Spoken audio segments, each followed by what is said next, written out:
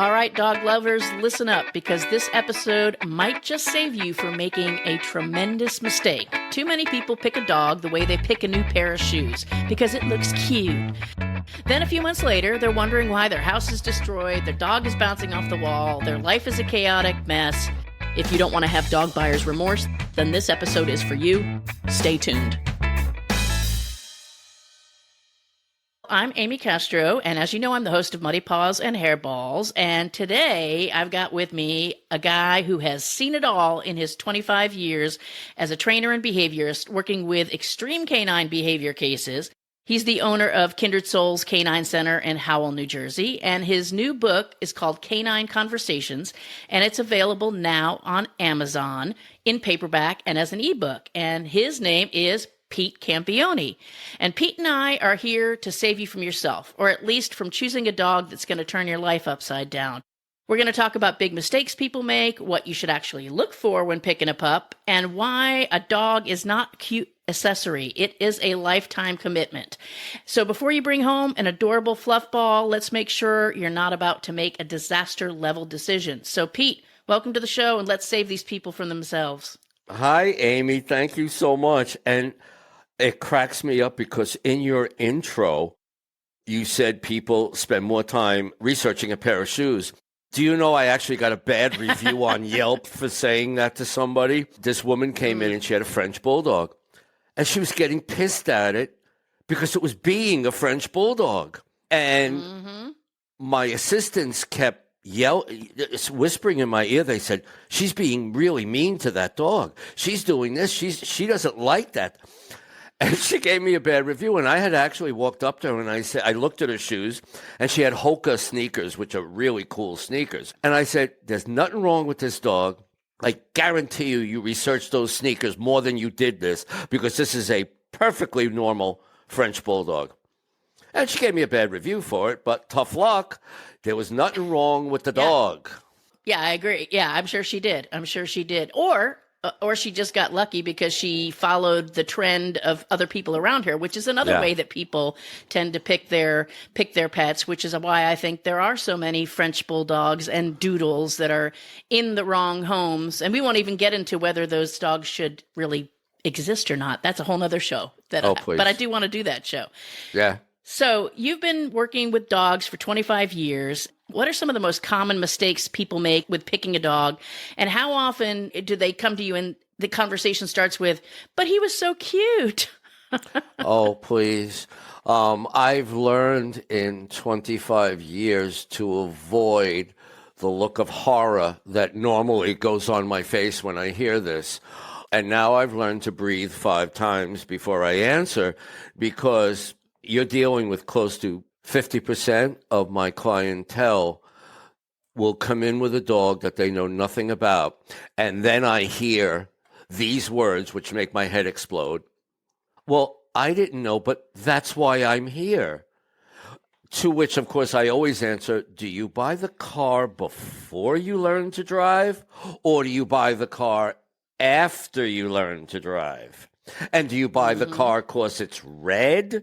Or do you drive the car because it's efficient, safe, whatever? So that's the problem with a lot of the breeds that are popular right now that are really iffy in most homes. I'm a firm believer, every dog, including mixed breeds, every dog is not right for every home. And that is neither good nor bad. It's not anybody's fault if you're not the right home for a Chihuahua. If you've got 6 4-year-olds running around your house, you should not have a Chihuahua or a Dachshund. These are just common sense. And I think the most crazy-making thing is people really do so much research when it comes to everything now. They get their phones out and immediately Google what they want and what are the reviews on it and what are people saying. But again, just like you said, but he was so cute. Or he picked me. I couldn't leave because he picked me. I'm like, no, he didn't. No, he didn't. You just smelled nice. Yeah. You know, come on. You smelled like that hamburger you ate 5 minutes ago. Yeah, I mean, come on. No, no, Yeah. no. You know, it's interesting you say when you gave the example of buying a car before your license. One of the things, so I teach, amongst other things, that I teach to humans. I know you teach dogs. Well, you teach humans too, probably Absolutely. more than the dogs. But anyway, Yeah, absolutely. You know, when it comes to productivity and how people spend their time, oftentimes people don't know how to judge what is the most important thing on their to-do list. And I'm a big believer that you should have criteria just like you would when you were buying a car. So when you buy a car, you have criteria for fuel efficiency, how many passengers can it hold, what is the reliability rating, you know, what is the price range that I can afford, et cetera, et cetera, et cetera. And I advocate for people to do that with their productivity, you know, to identify what are the things that are your goals and objectives, and then use that as the criteria to filter how you spend your time. And I think, you know, anytime we're making big decisions like having a pet, we should have a list of criteria. You know, we should be going through some questions that say, you know, what's my activity level? What's my lifestyle, et cetera. What kind of thing would you say if somebody was going to create that list? What kind of questions or criteria do you think that they should be going through to narrow down what kind of dog they should get, where they should get it, et cetera? Well, first of all, you're looking at two lists. You're looking at your bucket list. Okay. And then you have to look at the dog's bucket list. So you decide, okay, this is who I am. This is the time I spend at work. This is the time I have free. This is the time I want to do this. This is the time I exercise. You look at your surroundings. The environment is so critical in every dog.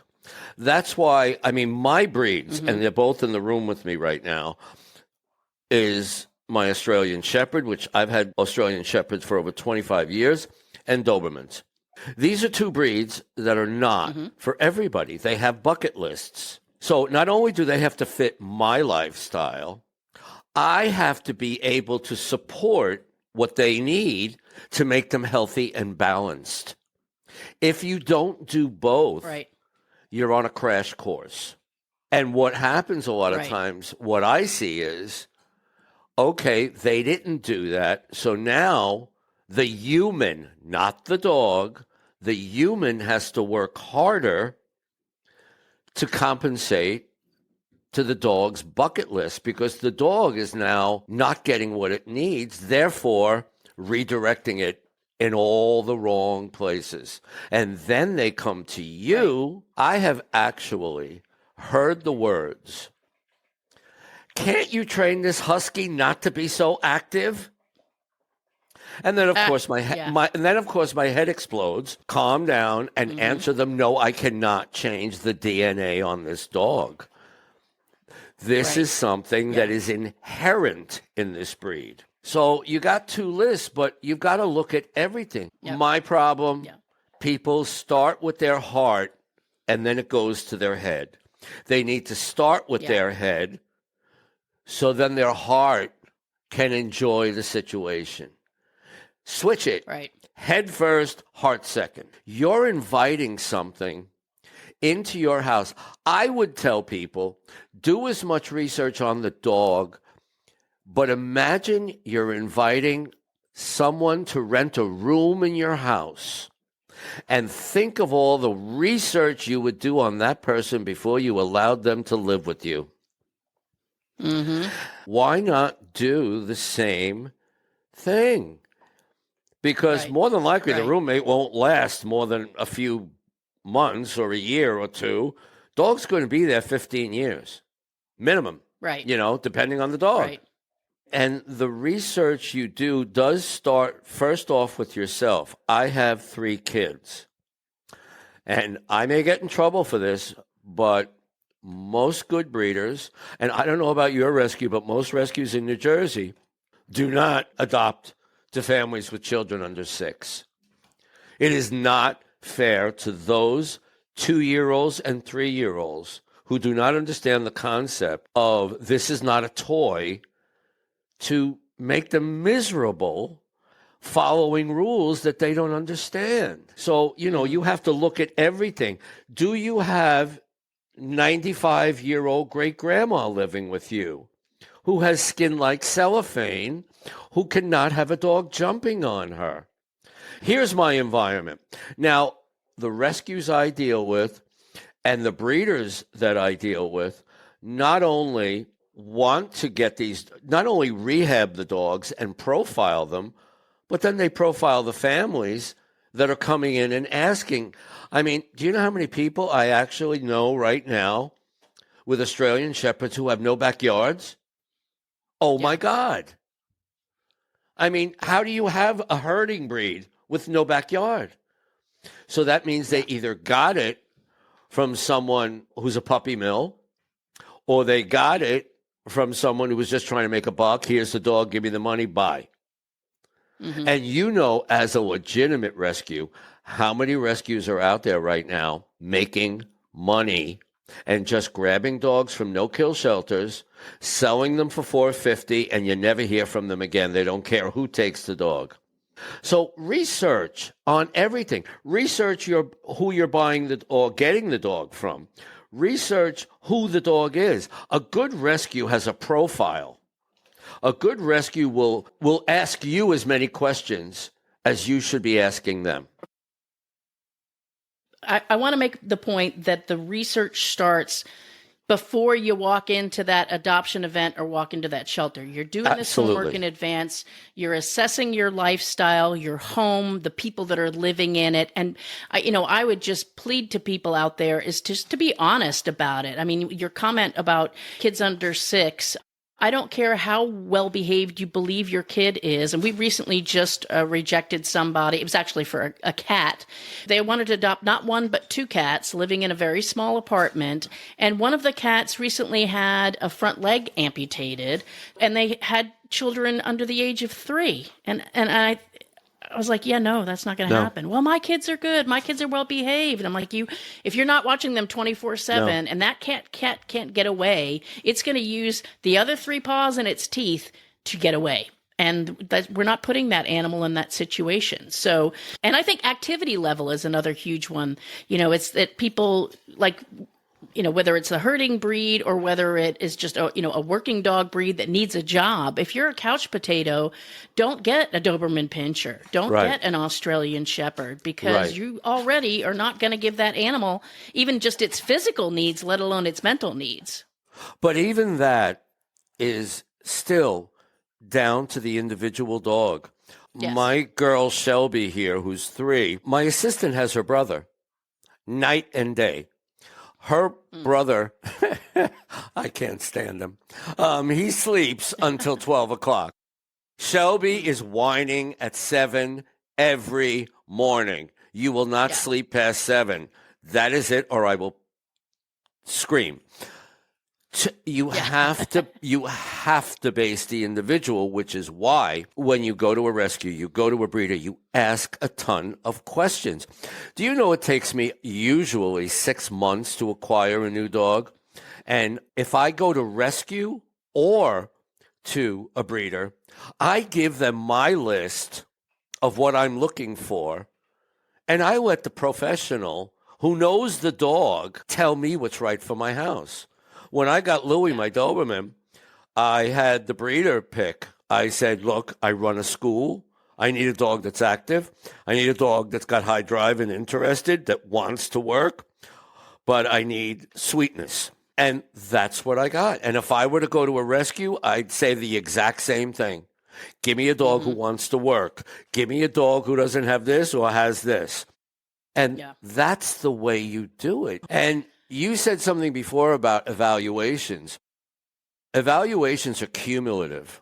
I have found this over time.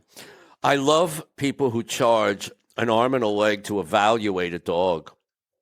I've had people come to me with dogs that have bitten numerous people, especially men, just because the dog then curls up in my lap, and that has happened. That doesn't erase the 6 bites. Right. So profiling and evaluation is cumulative. You have to put it all together. Same thing when you're looking at a dog to get a dog. If I'm looking at a dog, I will go and see that dog 3 and 4 times before I take it. Because on one day, the dog could have just eaten, been very slow and sleepy, and I'll think, oh my God, look how laid back this dog is. But if I go back the next time, he hasn't eaten yet, hasn't gone for a walk yet, and now he's bouncing 6 feet in the air. So, you have to realize that this is a living thing that is not going to be static and consistent in its behavior all the time. And you have to move with that variation. Right. Let's jump back a second because I want to make a point as far as the applications. We get a lot of people that complain about our application, that it's so long and why do you ask all these nosy questions? And what we're trying to do is we're trying to ask the questions that you should be asking, but we're going to ask you about you instead. And then we're going to make those evaluations about, it's not about evaluating you as a human being about whether you're good or bad. It's about finding the right fit animal for your lifestyle. Yes. Based on what we know about the animal. And we don't always know everything. Like you said, things change over time. But I think that is a good point too, is that, you don't decide today's the day I'm going to hit all the shelters in my area and I'm coming home with something, because it does take more than one view. And then one other thing I want to say about shelter dogs too, especially, is that you have to be very cautious about where are you viewing that dog. The people, I like a process, and I think shelters should do this more, of assessing the person and what they're looking for before you even show them any animals. And don't take them back and walk them the 40 gauntlet cages with everybody raising hell and jumping up on the cages and barking. They're not going to get a good feel for that animal in that environment.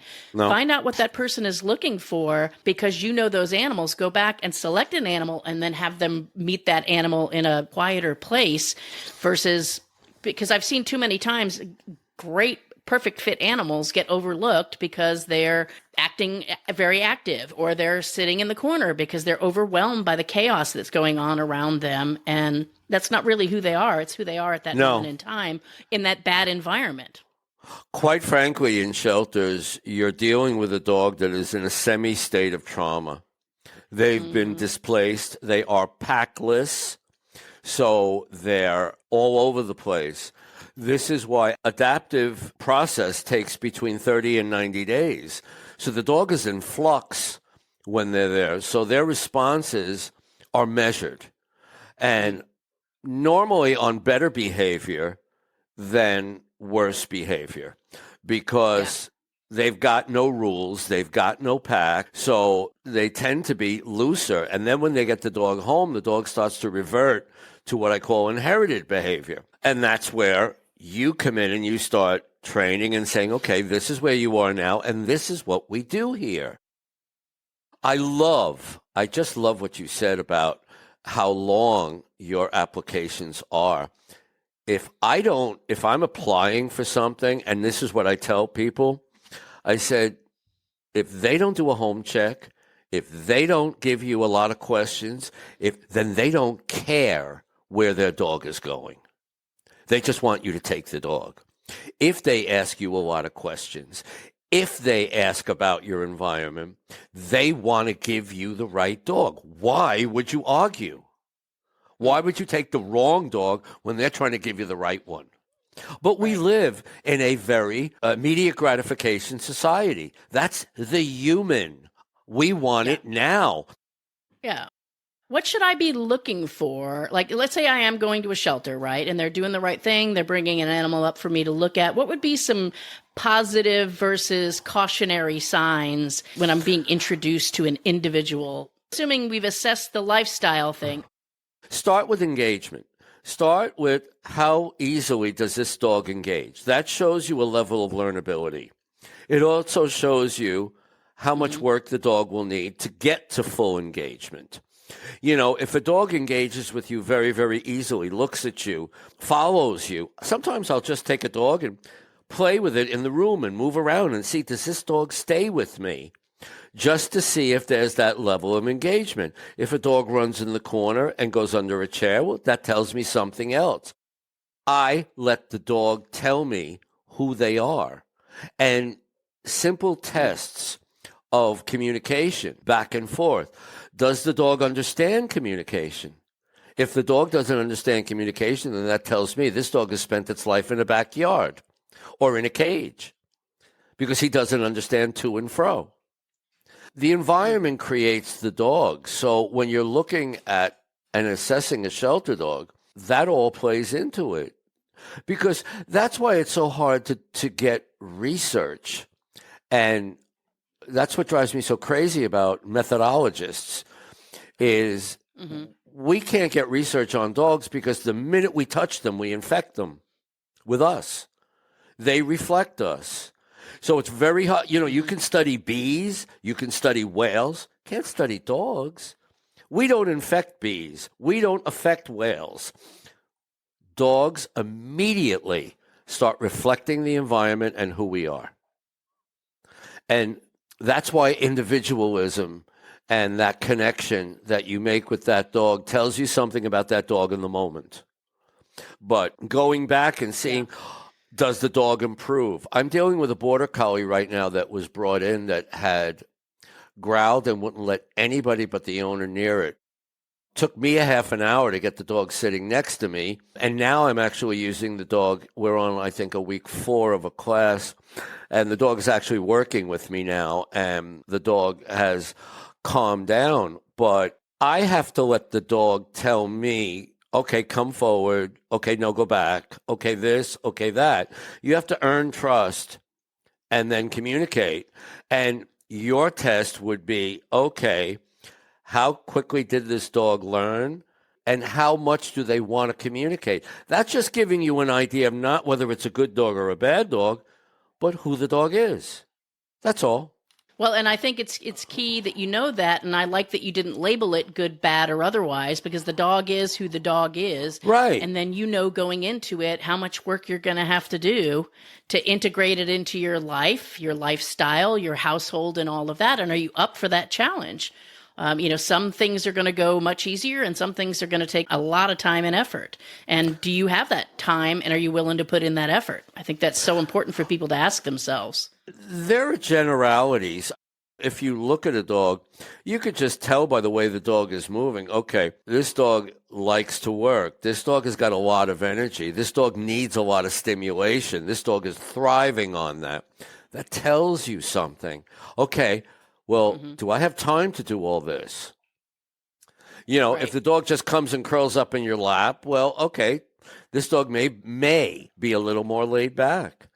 But you have to realize it's a living thing and you have to be open to the evolving nature of a dog because no dog stays the same. So you can start with an idea, the DNA idea of a boxer versus, a Shih Tzu. But then you have to go directly to individuality. So when it comes to getting a dog, and I don't want to go too deep into the shelter versus rescue versus breeder, but I kind of want to talk about how do people make good choices, let's just say in general, about sourcing a dog. You've already said a couple of things. You mentioned the questions on the application and how extensive the application, whether they do home visits or not, things like that are things that give you some information about that organization. But there are a lot of people who go under that guideline of, I want to save a life, so I'm going to only get something from a shelter, or I want to get something from a breeder because that way I know what I'm getting. And both of those are not necessarily good criteria or the only criteria. What are your thoughts as far as shelter dogs versus going to a breeder and knowing who the parents are of that dog and the grandparents, et cetera, if it's a good breeder? I don't see a difference. When you're acquiring a dog, shelter, rescue versus puppy, to me are the same because what people don't realize when they go into a shelter, this dog is already grown and knows everything. I don't have to do any work. Wrong. You have to do just as much work. Whether you have a puppy or an adult, you're still teaching, you're still parenting, you're still guiding. So I don't believe in a difference between it's what fits your lifestyle. But I do believe in whichever you choose, choosing quality. You don't go to Walmart for a wedding dress. So if you're going to get a dog, go to a good shelter or a good breeder. This is the age of information. There's plenty out there. And for the 15 years, you're saving a lot of trouble. And you want to enhance your experience with the dog. You want to add to their existence. And that's the unfortunate problem that you deal with more than breeders is I saved him. Well, no, you didn't. If you took him home, you just took him from one box to another. If he's in the wrong home, he's not thriving. Right. He has a right to be the best version of himself. So are there red flags in any facility or organization that I should basically go, screaming into the hills if I see that or if I experience that? The red flags would be shelters that are adopting in malls, people who are not doing background checks. Red flags are that they're not asking a lot of questions of you. Now, we do adoption events out in the community, but we don't let you take anything home from there. Right. Unless just using that as a pickup point because we've already arranged, and we do mostly cats. We don't do a ton of dogs, but it would be the last step, of handing over the dog in the adoption process. But we don't just let you fill out an application on site and then just let you go home with a pet. With rescues, you want a rescue that's as interested in you as you are in the dog. With a breeder, if you can't meet the parents of your new puppy, you don't get that puppy. That's standard. You have to go back, especially if you're buying a purebred from a breeder. You go back, you do your homework. I go back in history. I go back and I look at parents. I look at guarantees. I look at standard market price from a breeder for a dog. If you've got a dog that normally, now we go back to French Bulldogs, because they are now the number one dog in America, they are averaging between $8,000 and $10,000 for a dog that 5 years ago cost $3,000. So you look at standard prices from breeders. If somebody is giving you an outrageously low deal, red flag, there's something wrong. My dogs have hips checked, shoulders, eyes, all certified. What is the guarantee that is coming from either the breeder or the shelter? Every good shelter I deal with stands behind their dogs. If that dog does not work out, you sign a contract that says that rescue is going to take that dog back or that cat back. They stand behind it, and so does a good breeder. You sign the contract. God forbid I ever had to give up one of my dogs. The breeder has to know about it. This shows you that the rescue or the shelter is proud of their placement of their dog with you, and they want it to work. That's a red flag if you don't get that. Right. If it's too good to be true. It shows a commitment to the animal and its future, too. If it's too good to be true, it's not true. Then there's something going on.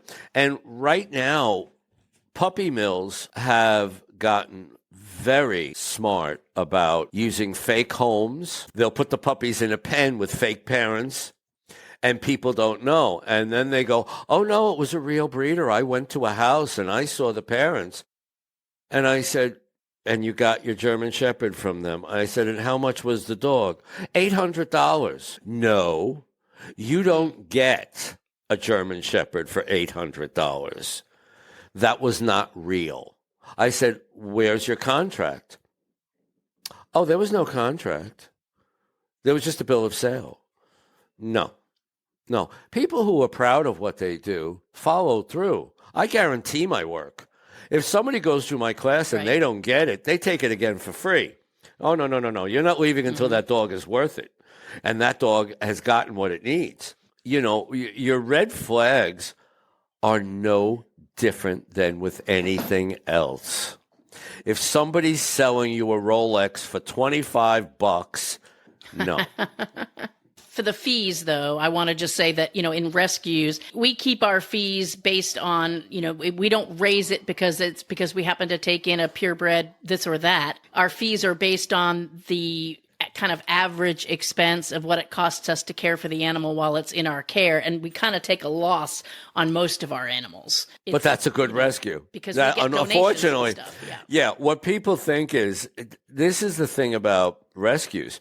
There are rescues making a ton of money because down south, there are so many shelters and so many displaced dogs that are on death row. And any rescue can walk into these shelters and say, well, I'll take all those dogs off of death row. And they may pay $10 a dog. And then they just drive them up in a van. For nothing. Right.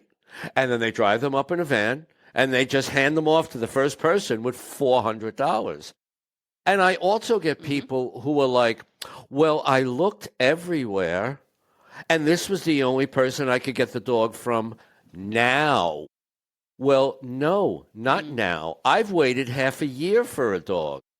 I've waited for litters. I've waited for the right dog to come into rescue. I've done both. And that, again, speaks to my needs. As a trainer, my dogs accompany me and work with me. So sometimes I need a puppy to be brought up in that environment so that they're kind of bulletproof. And taking in a rescue dog with unknowns could be a problem. But I've lucked out. I had a border collie, Toby, that actually I rescued him. He was found on the street of New Hampshire at 2 years old, covered in ticks and fleas. And Toby ended up winning an award from New Jersey governor for his work with deaf children, which was an amazing rebound and success story.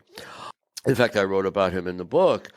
But I know what when you take a dog in, there's a certain amount of rehab. You're introducing yourself to the dog. You have to be ready to teach. You have to be ready to parent. And I use that analogy a lot with people. You're parenting. When somebody tells me what they did with the dog, I say, would you do that with your kid? If somebody said, this could possibly hurt your child, would you take a chance? Well, no. Yeah. But you know how many people take chances with dogs?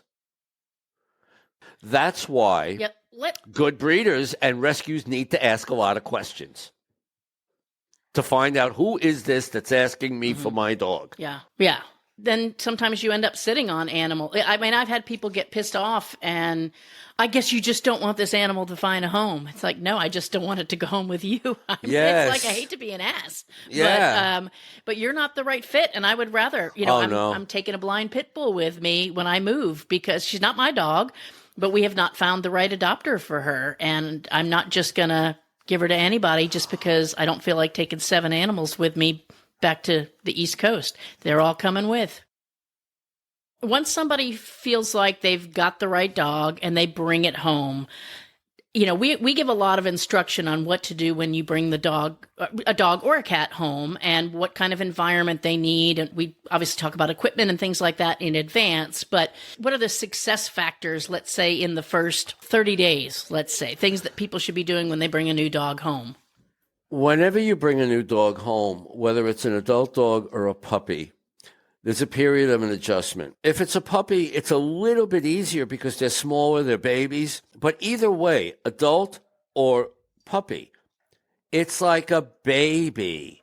You're bringing something into your house that knows nothing. Dogs seek 3 things. Who is the leader? What are the rules? How do I survive? And they survive by knowing the rules and the leader. Now, knowing the rules are not about anything more than safety. So you have to think between the first 30 and 90 days, how can I make sure this dog is safe? And how can I make sure this dog is learning? That means, as far as I'm concerned, that no dog, no puppy is out of sight if you can't be monitoring that dog or that puppy. That's what your crate is for. Your crate is your babysitter, your safety seat. You would never turn your back on an infant crawling on the floor. There would be no such thing as, where's the baby? No.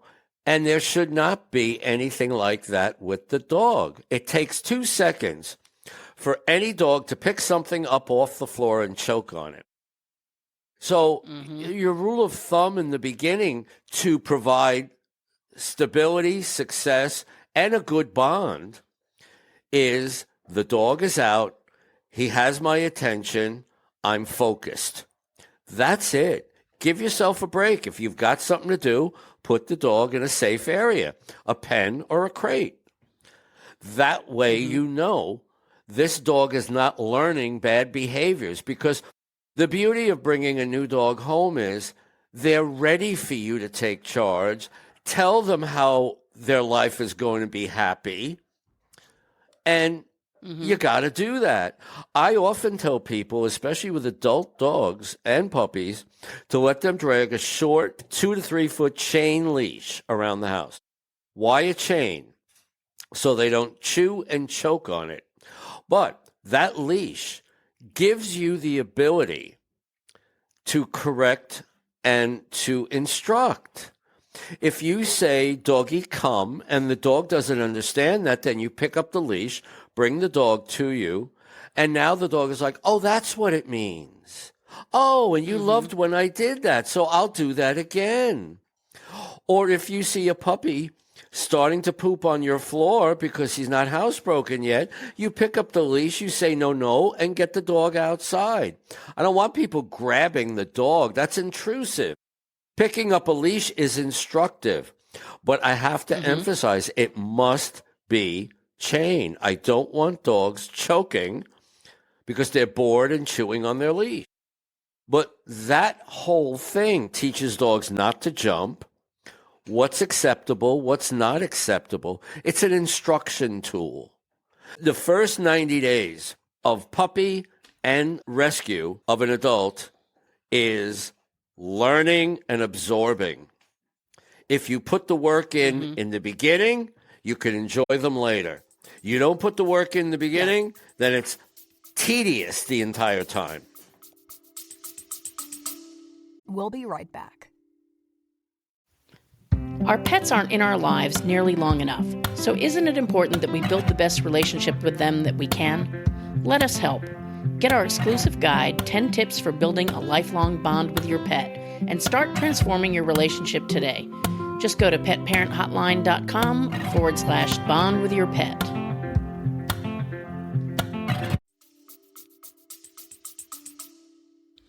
Yeah. And I think you need to engage everybody in that process. Like one of the things that I know we have had issues with, you got a guest or people coming over at some point and they don't want to follow the rules. Like people will say things like, oh, that's okay when they jump up. It's like, no, it's not okay. No, it's not. Just because you accept it doesn't mean that I want him jumping on my grandma or knocking down a 2-year-old. So no, thank you. We have to follow these rules. Yeah. Thank you. I honestly use the exact same thing. You have to remember, it's, again, parenting. You don't let your guests come in and give your kids chocolate 5 minutes before you eat. When your guests come in, they follow the rules for the safety and the development of the child. This is the same thing. And again, if the dog is dragging a leash and someone comes in, now you can teach the dog. If you want to engage with that person, say please. Please is sit. So the dog sits. Then that becomes the go-to behavior. But you can't let anybody undermine your teaching of your child. And it's the same thing with a new dog. When I get a dog that is constantly jumping, I mean, one of the first rules, I lay a foundation down for all my students. And the first thing is, your dog, you teach your children to say please, you teach your dog to say please. Your dog sits for everything. That's teaching the dog politeness, manners. Secondly, you follow through on everything you say so the dog learns clarity and language. And I can tell if people are not doing those things. Because if they come back 4 weeks later and say, well, my dog is still jumping, my first question is, are you letting the dog drag a leash and who's letting the dog jump on them? It's not the dog's fault. Dogs follow. They don't lead. They don't want to be in charge. They want a parent. It provides Right. dogs with confidence and security. You get a much more balanced dog when the dog knows the answers and the dog knows clearly what you want. And you achieve that by instruction, consistency, repetition. Those things equal behavior. Such a good point. So to kind of wrap things up, number one, I want you to tell us about your book because I mentioned it in the beginning and you've mentioned it a couple of times, but tell us a little bit more about what we would find when we buy the book.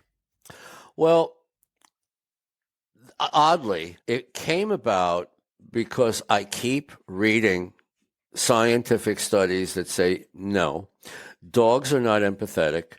Dogs do not do anything they're not going to get something from. My firm belief is dogs are proactively communicating with us now on a level that does not involve what can they get out of the situation.